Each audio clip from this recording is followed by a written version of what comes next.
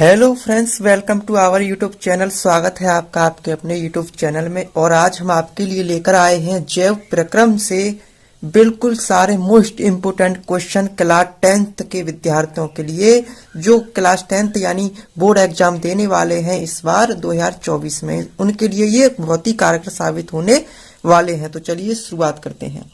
पहला क्वेश्चन है हमारे जैसे बहुकोशिकीय जीवों में ऑक्सीजन की आवश्यकता पूरी करने में विसरण क्यों अपर्याप्त है? आंसर देखते हैं। इसका आंसर है विसरण क्रिया द्वारा बहुकोशिकीय जीवों में पर्याप्त मात्रा में ऑक्सीजन शरीर के प्रत्येक अंग में नहीं पहुंचाई जा सकती है। बहुकोशिकीय जीवों में ऑक्सीजन बहुत आवश्यक होती है, अतः प्रत्येक अंग में प्रत्येक अंग को ऑक्सीजन की आवश्यकता होती है जो विसरण क्रिया नहीं पूरी कर सकती। यानी हम सिंपल भाषा में कहें कि भाई बहुकोशिकीय जीवों के लिए ऑक्सीजन की बहुत ज्यादा आवश्यकता होती है और विसरण क्रिया एक धीमी प्रक्रिया होती है जो कि पूरे अंगों के लिए ऑक्सीजन नहीं पहुंचाई जा सकती विसरण क्रिया के थ्रू। इसलिए विसरण क्रिया इसमें कारगर साबित नहीं हो सकती। यानी विसरण क्रिया ऑक्सीजन की मात्रा को शरीर के बहुकोशिकीय जीवों के शरीर में पूरी नहीं कर सकती है, इसलिए अपर्याप्त है। आप इसका स्क्रीनशॉट ले सकते हैं और अपना लिख सकते हैं। अगला क्वेश्चन देखते हैं अब हम। तो क्वेश्चन देखने से पहले हमको ये समझना बहुत जरूरी है कि बहुकोशिकीय जीव कौन से होते हैं और एक कोशिकीय जीव कौन से होते हैं। तो देखिए, पहला है बहुकोशिकीय जीव, जिनको अंग्रेजी में मल्टी सेलुलर ऑर्गेनिज्म कहते हैं। ठीक है, मल्टी सेलुलर ऑर्गेनिज्म। देखिए, वह जीव होते हैं, बहुकोशिकीय जीव क्या है? वह जीव होते हैं जिनमें एक से अधिक कोशिकाएं सेल हों।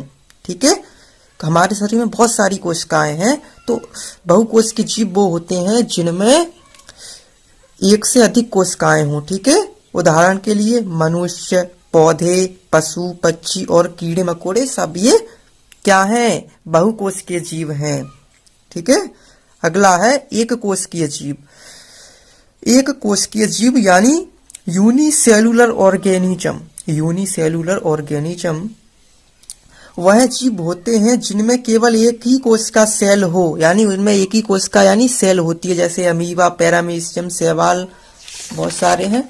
तो आगे यहाँ पे दिया गया है, देखिए उदाहरण मैंने यहाँ पे लगा दिए हैं। अमीबा, जीवाणु, पैरामीशियम, शैवाल आदि हैं। बैक्टीरिया, ठीक है, पैरामीशियम, अमीबा, जीवाणु वगैरह जो भी हैं, आलगे बोलते हैं इनको शायद अंग्रेजी में। हाँ, अगला नेक्स्ट क्वेश्चन देखिए, कोई वस्तु सजीव है, इसका निर्धारण करने के लिए हम किस मापदंड का उपयोग करेंगे? ठीक है, हम जानते हैं कि भाई जो व्यक्ति जो वस्तु सांस लेती है वो सजीव है। ठीक है, अब इसके लिए हमको कोई कारण तो बताना होगा, कैसे पता करना है, कुछ प्रक्रिया तो यहाँ पे देनी होगी। तो चलिए देखते हैं।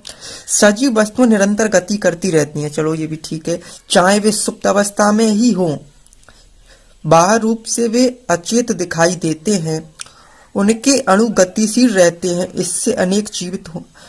इससे उनके जीवित होने का प्रमाण मिलता है। ठीक है, मनुष्य चाहे सो रहा हो लेकिन उसकी जो श्वसन गति है वो धीमी ही सही लेकिन निरंतर बनी रहती है। ठीक है, इस प्रकार से आप छोटा भी इसको आसानी से करिएगा। और जो भी आपका कोई डाउट हो आप मुझसे कमेंट में पूछ सकते हैं। अगला क्वेश्चन देखते हैं। अगला क्वेश्चन है, किसी जीव द्वारा किन कच्ची सामग्रियों का उपयोग किया जाता है? ठीक है, किसी जीव द्वारा किन कच्ची सामग्रियों का उपयोग किया जाता है? आंसर देखिए, जीवों को शारीरिक वृद्धि के लिए बाहर से अतिरिक्त कच्ची सामग्री की आवश्यकता होती है। इनमें ऑक्सीजन व कार्बन डाइऑक्साइड यानी ऑक्सीजन O2 व CO2 का आदान प्रदान प्रमुख है। ठीक है, इसके अतिरिक्त जल व खनिज लवण, ठीक है, मिनरल्स, खनिज लवण अन्य हैं। हरे पौधे इन कच्चे पदार्थ के साथ सूर्य के प्रकाश की उपस्थिति में स्टार्च का निर्माण होता है। ठीक है, प्रकाश की उपस्थिति में स्टार्च का निर्माण होता है। ठीक है, वो एक एक वो रिएक्शन भी है, वो रिएक्शन मैंने यहाँ पे मेंशन नहीं की हुई है, मैं उसको आपको बाद में बता दूंगा, ठीक है। रिएक्शन जो भी है, इस प्रकार से पौधे अपना भोजन बनाने में सक्षम हो पाते हैं। बस आपको एक कमेंट सेक्शन में मेरा एक आंसर देना है कि पौधों की पत्तियों का हरा रंग किसके कारण होता है, ये आपको कमेंट में बताना है। जब तक हम अगला क्वेश्चन देखते हैं।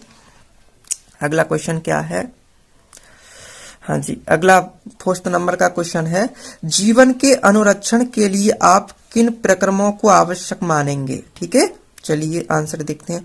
अनेक जैविक क्रियाएं जीवन के अनुरक्षण के लिए आवश्यक हैं, जैसे पोषण, यानी कुछ खा रहे हैं हम, वो तो वो पोषण हो गया। गति, चलना वलना, वो गति, श्वसन, सांस लेना, वृद्धि, जैसे हमारा शरीर बढ़ता है, और उत्सर्जन, जैसे मलमूत्र, ठीक है। आप लोग जो लैट्रिन वगैरह जो होते हैं, मलमूत्र, ठीक है, पेशाब वगैरह, यूरिन। अगला क्वेश्चन देखिए, अगला क्वेश्चन है हमारा, स्वयं पोषी पोषण और विषम पोषी पोषण में अंतर बताओ। कि एक पैसे काफी इंपोर्टेंट क्वेश्चन है, आप इसको अवश्य पढ़ के जाइएगा, मोस्ट इंपोर्टेंट कह सकते हैं इसे। स्वयं पोषी पोषण तथा विषम पोषी पोषण में अंतर बताओ। तो देखिए आंसर, स्वयं पोषी पोषण और विषम पोषी पोषण में अंतर निम्नलिखित है, ठीक है। तो मैंने इधर एक तरफ यहाँ पे आपका विषम स्वयं पोषी यहाँ पे मैनेज किया है, और दूसरी तरफ विषम पोषी है। तो देखिए अंतर, नंबर 1 अंतर है, कुछ जीव जैसे पौधे सरल पदार्थों से अपना भोजन स्वयं बनाते हैं, वे स्वपोषी हैं, और पोषण के तरीके को स्वयं पोषी पोषण कहा जाता है, ठीक है। अब आपसे कोई कहे स्वपोषी क्या होता है, तो आप कहेंगे कि वे जैसे पेड़ पौधे स्वपोषी हैं, यानी अपना भोजन सूर्य के प्रकाश में आसानी से बना लेते हैं, जो अपना भोजन बना लेते हैं वह स्वपोषी हो गए। अच्छा, जो पोषण का तरीका है वो स्वयं पोषी कहलाता है, ठीक है। अब विषम पोषी को देख लो, वे जीव जो अपना भोजन के लिए पौधों या स्वयं पोषियों पर निर्भर होते हैं उन्हें परपोषी कहा जाता है, और पोषण के तरीके को विषम पोषी पोषण कहा जाता है, ठीक है। तो विषम पोषी क्या है, ठीक है, समझ गए ना आप। विषम पोषी पोषण वो है जिसको तरीका, यानी जिस तरीके से, यानी जीव दूसरे जीव पर निर्भर रहता है कि भाई मैं इससे पोषण लूंगा, तो वो पोषण का जो तरीका होगा वो विषम पोषी पोषण कहा जाएगा, ठीक है। और वो जीव क्या कहा जाएंगे, परपोषी कहे जाते हैं, ठीक है। ये तो समझ रहे हैं आप। हाँ, अब अगला है, अगला अंतर क्या है, पौधे, शैवाल और कुछ जीवाणु स्वपोषी होते हैं, स्वपोषी होते हैं यानी अपना भोजन स्वयं बना लेते हैं। जैसे पेड़ पौधे तो सबसे आप जानते हैं सूर्य के प्रकाश से अपना भोजन स्वयं बना ही लेते हैं, और ये भी हैं कुछ शैवाल और बैक्टीरिया वगैरह। विषम पोषी में देखिए अधिकांश जंतु जैसे कवक यानी फंगस और कुछ जीवाणु परपोषी होते हैं, कुछ जीवाणु परपोषी भी होते हैं, स्वपोषी के साथ साथ परपोषी भी होते हैं, ठीक है। आगे देखते हैं, अगला क्वेश्चन है, प्रकाश संश्लेषण के लिए आवश्यक कच्ची सामग्री पौधा कहाँ से प्राप्त करता है। प्रकाश संश्लेषण यानी फोटोसिंथेसिस के लिए जो प्रकाश संश्लेषण की क्रिया से ही तो पौधे जो अपना भोजन स्वयं बनाते हैं प्रकाश संश्लेषण के माध्यम से, तो कहाँ से प्राप्त करता है वो सब आपको बताना है। आंसर देखिए, जल, पौधे की जड़ें भूमि से जल प्राप्त करती हैं, यानी जो जड़ पौधे की होती है वो जल को कहाँ से, भूमि से लेती है। कार्बन डाइऑक्साइड, पौधे इसे वायुमंडल से रंध्रों द्वारा प्राप्त करते हैं। रंध्र क्या भाई, पत्तियों, जो पत्तियां होती हैं उनमें छोटे छोटे छिद्र दिखाई देते हैं, वही पढ़ते हैं हम, कुछ छिद्र दिखाई पड़ते हैं, वही रंध्र होते हैं, ठीक है। हाँ, अगला है क्लोरोफिल। क्लोरोफिल क्या भाई, हरे पत्तों में क्लोरोप्लास्ट होता है जिसमें क्लोरोफिल मौजूद होता है, ठीक है। अगला है सूर्य का प्रकाश, सूर्य द्वारा इसे प्राप्त करते हैं। तो ये आप मोटी मोटी 4 चीज तो आपको वहां पे लगा देनी है भाई कि ये चीज से पौधे प्रकाश संश्लेषण के लिए अपनी कच्ची सामग्री तैयार करते हैं, ठीक है। प्रकाश संश्लेषण के लिए आवश्यक कच्ची सामग्री यहाँ से पौधे प्राप्त करते हैं। जल और कार्बन डाइऑक्साइड, क्लोरोफिल, सूर्य का प्रकाश कहाँ से, वो सब मैंने यहाँ पे आपको बता दिया है। अगला क्वेश्चन देखते हैं अब हम। ये सारे के सारे मोस्ट इंपोर्टेंट क्वेश्चन मैं आपको लेकर आया हूँ, आप इनको अवश्य तैयार करके जाना।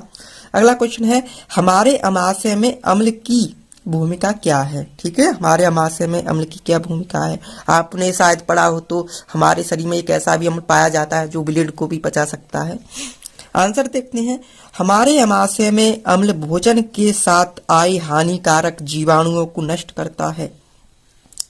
अम्ल, ठीक है, नष्ट करता है तथा माध्यम को अम्लीय बनाता है, जो पेप्सिन एंजाइम की क्रिया में सहायक होता है। ठीक है, पेप्सिन एंजाइम की क्रिया में सहायक होता है। जैसे भोजन हमारे शरीर में गया तो उसमें कुछ बैक्टीरिया वगैरह उनको नष्ट करता है तब माध्यम को अम्लीय बनाता है। ठीक है, अगला क्वेश्चन देखते हैं।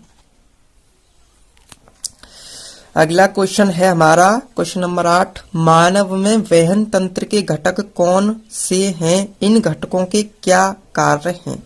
आंसर देखिए, मानव में वहन तंत्र के प्रमुख घटक हैं हृदय, रुधिर तथा रुधिर वाहिकाएं। ठीक है, हमने के कार्य तो यहाँ पे मेंशन नहीं किए गए हैं, चलो आप इतना ही लिखिए आना। चलो आंसर और आगे देखते हैं। उच्च संगठित पादप में वहन तंत्र के घटक क्या हैं? अगला क्वेश्चन ये है हमारा, उच्च संगठित पादप में वहन तंत्र के घटक क्या हैं? तो उच्च संगठित पादप में वहन तंत्र के प्रमुख घटक हैं क्या क्या? देखिए, जाइलम ऊतक और फ्लोएम ऊतक। ठीक है, अगला क्वेश्चन देखते हैं। अगला क्वेश्चन है, पादप में भोजन का स्थानांतरण कैसे होता है? पादप यानी समझते हैं, पादप किसे कहते हैं? पेड़ पौधों को ही भाई साहब पादप कहा जाता है। आप घबराना मत कि पादप क्या चीज है, तो पेड़ पौधे ये सब पादप ही है, वनस्पति वगैरह जो भी है। हाँ, आंसर देखिए, पत्तियां भोजन तैयार करती हैं। ठीक है, यहाँ पे ये शायद गलत हो गया है, पत्तियों से भोजन स्थानांतरण पूरे पौधे में फ्लोएम वाहिकाएं करती हैं। ठीक है, हाँ, आप फ्लोएम जो है पौधों में भोजन की व्यवस्था करता है, और जाइलम क्या करता है ये आपको कमेंट में बताना है। ठीक है, अगला क्वेश्चन देखते हैं। क्वेश्चन है अगला, उत्सर्जी उत्पाद से छुटकारा पाने के लिए पादप किन विधियों का उपयोग करते हैं? ठीक है, यानी उत्सर्जी पदार्थ, भाई जैसे किसी पेड़ ने ज्यादा पानी पी लिया तो वो उत्सर्जी पदार्थ कैसे निकालेगा, वो यहाँ पे आपको बताना है। चलिए देखेंगे, आंसर 11-11 में उत्सर्जी उत्पाद से छुटकारा पाने के लिए निम्न विधियां हैं। ठीक है, निम्न विधियां हैं। हाँ जी, चलो देख लेते हैं सबको। नंबर 1, प्रकाश संश्लेषण में पौधे ऑक्सीजन उत्पन्न करते हैं तथा कार्बन डाइऑक्साइड श्वसन के लिए रंध्रों द्वारा उपयोग में लाते हैं। यानी कह सकते हैं कि हम जो पौधे कार्बन डाइऑक्साइड ग्रहण करते हैं तो ऑक्सीजन को छोड़ते हैं। ठीक है, ये तो वही चीज हुई।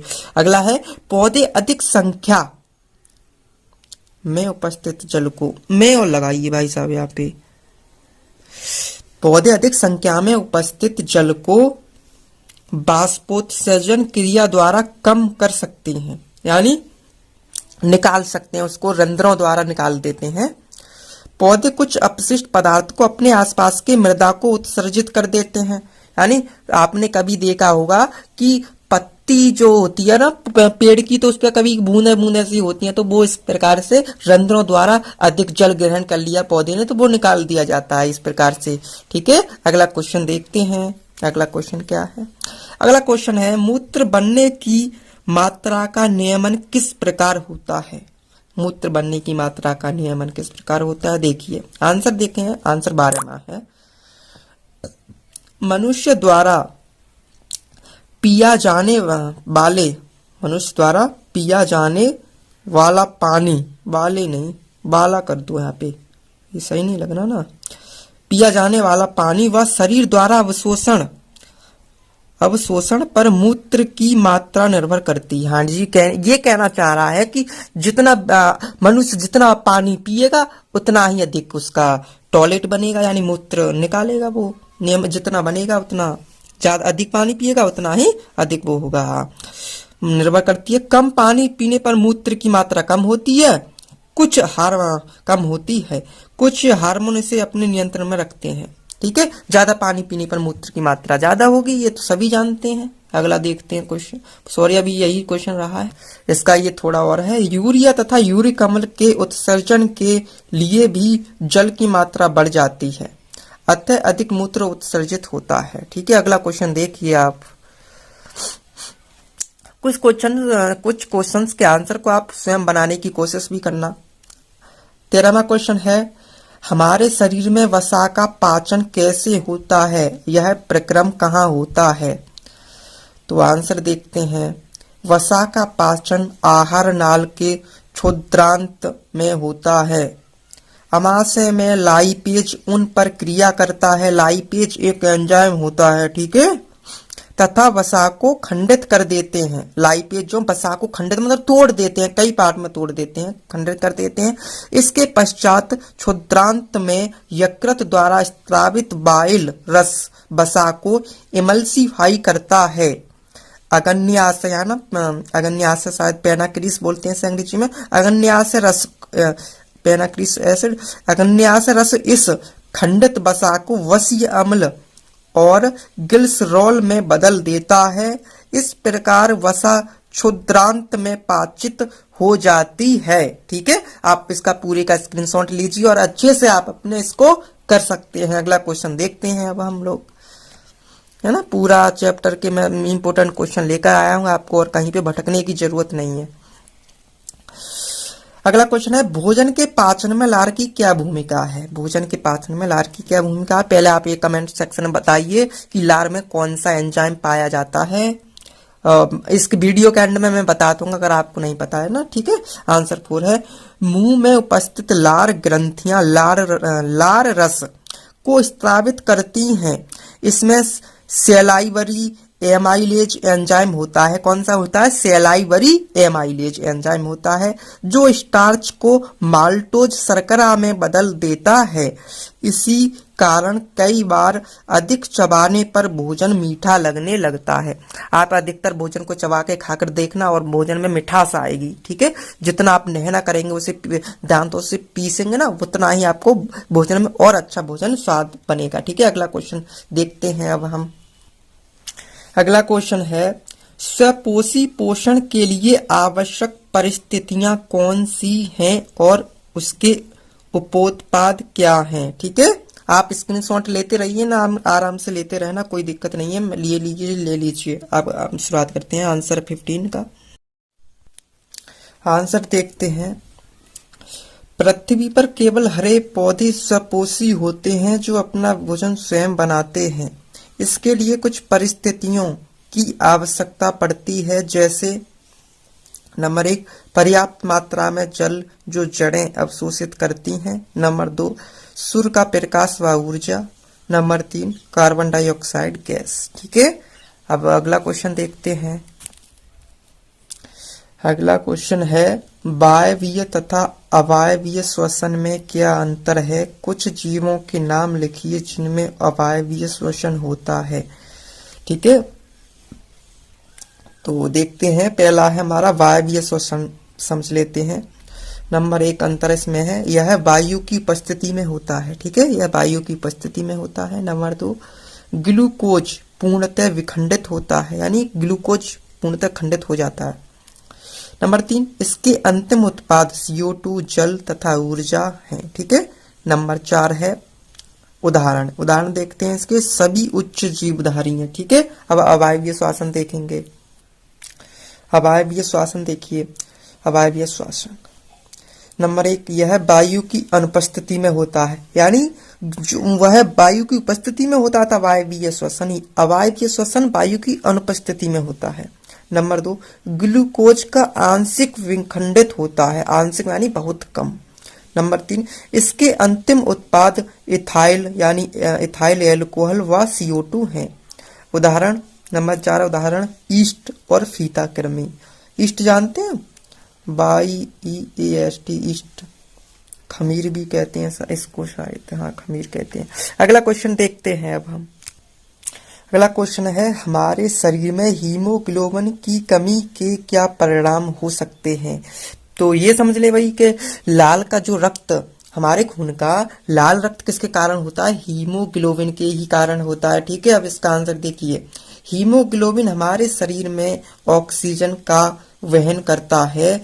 लाल रक्त कण में यदि इनकी मात्रा कम हो जाती है तो शरीर के अंगों को सुचारू रूप से ऑक्सीजन नहीं मिल पाता है, जिससे भोजन का ऑक्सीकरण पूर्णतः नहीं हो पाता, जिससे ऊर्जा में भी कमी आती है और थकावट उत्पन्न होती है।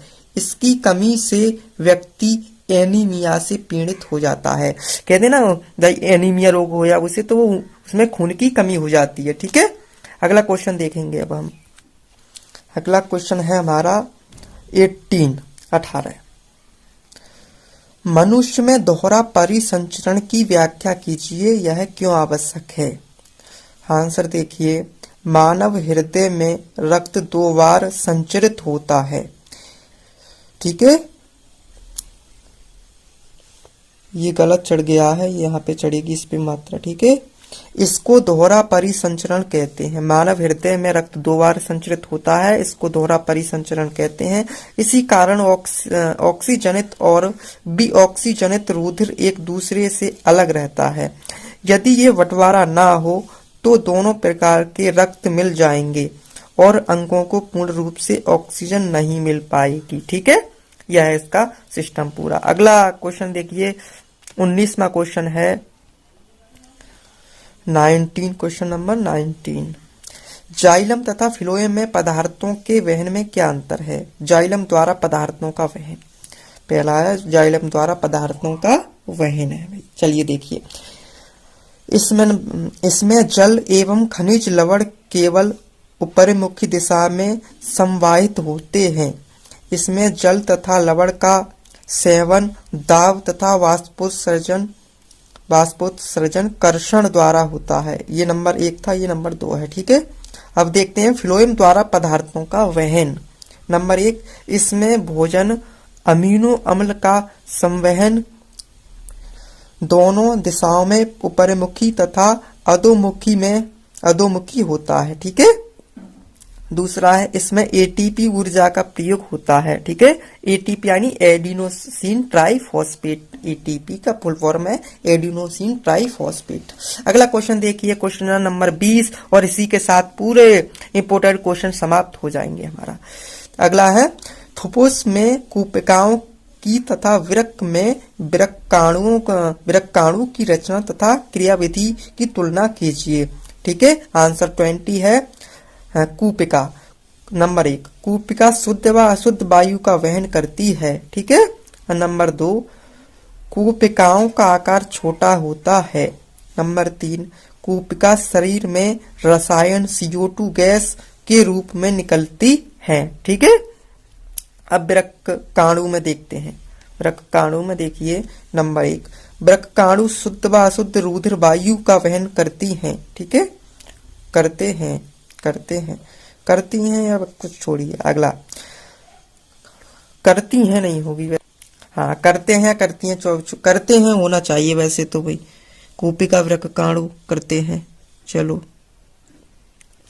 अगला है नंबर 2, वृक्काणु लूपदार बड़े आकार के होते हैं। ठीक है, वृक्काणु लूपदार बड़े आकार के होते हैं। नंबर 3, वृक्काणु शरीर में नाइट्रोजन युक्त रसायन मूत्र के रूप में निकलती है। ठीक है, वृक्काणु शरीर में नाइट्रोजन युक्त रसायन मूत्र के रूप में निकलती है। ठीक है, अब 20 क्वेश्चन पूरे आपके हो चुके हैं और आज ये वीडियो यहीं पे समाप्त होगी। और आई होप कि ये वीडियो आपको पसंद आई है। और उससे पहले मैं आपको बता दूं कि मैंने जो आपसे पूछा था कि भाई कौन सा एंजाइम पाया जाता है, तो टाइलिन पाया जाता है। ठीक है, PTYLIN टाइलिन। ठीक है, ऐसे हिंदी में ऐसे लिखेंगे। ठीक है, टाइलिन। तो आई होप आपको ये वीडियो बहुत पसंद आई होगी और इस वीडियो को ज्यादा से ज्यादा शेयर करिए। और मैं इस वीडियो पे 100 लाइक्स चाहता हूँ। ठीक है, 100 लाइक कराइए और जबरदस्त वीडियो लेकर आता रहूंगा इसी प्रकार से। तो ये आपका पूरा चैप्टर यहीं पे समाप्त होता है, इसलिए वीडियो को यहीं पे समाप्त करते हैं। जय हिंद, जय भारत।